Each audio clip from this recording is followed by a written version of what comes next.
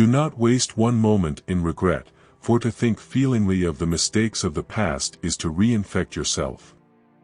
Turn from appearances and assume the feeling that would be yours were you already the one you wish to be. Neville Goddard. Let's say that you are attempting to manifest a desire and you feel like you messed it up. Or you think of a past memory and the feeling of regret takes over. In the Hebrew root word, it has to do with inscribing or etching. But etching means you determine and define something. It means that you have made a decision that has committed to that story. One of the major reasons why we get stuck in the loop of regret is because we are attempting to try to figure out what happened and why it happened the way it happened. Another way to say this is that the reason why regret can feel attractive to us is that it gives us a sense of control over our environment. However, according to research, if we continue focusing on why we regret what we regret, it can lead to indifference, which can lead to victim thinking, which can also lead to anhedonia. To truly get at the root of why Neville is so adamant that we should not spend a moment in regret, we have to dive deeper into the nature of regret. Regrets are a storyteller. What does this mean? It means that the more that we sit and wonder what if, the more it's going to try to find reasons why you should continue regretting. Regret is less about focus and more about attention. Although, on the surface regret can be understood as what we are focusing on, this is not helpful. It is also about attention.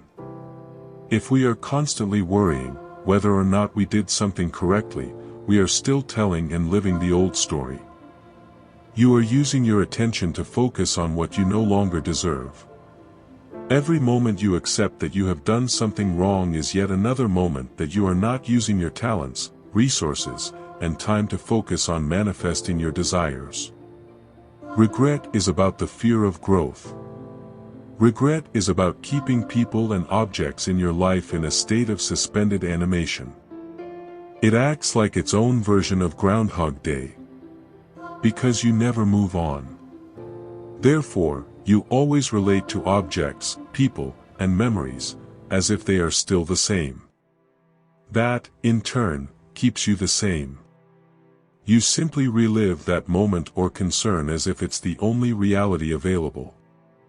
The more you repeat the pattern of regret, the more you rely on it as a way to see the world. The more you do this, you quite literally hardwire your brain to rely on regret as a way of living life. You actually begin measuring your success based on whether or not you feel regret.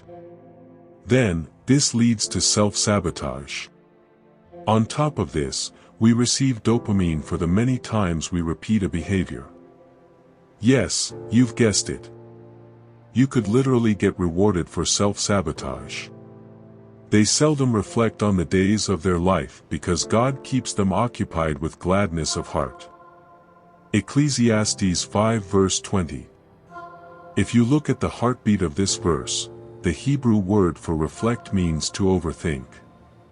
Another meaning is mirror. This is a very powerful understanding of regret in Scripture. It is saying that if we spend our time in regret, we will mirror that regret. You will literally embody regret.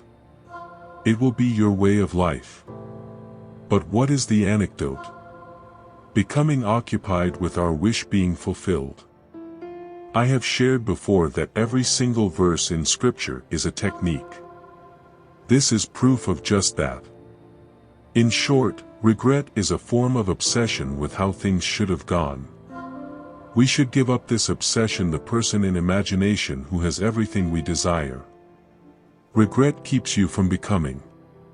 Therefore, the quick fix to overcoming regret is to spend more energy and time occupying the state of the wish fulfilled. I hope you liked this video. Subscribe for more such videos. Thanks for watching.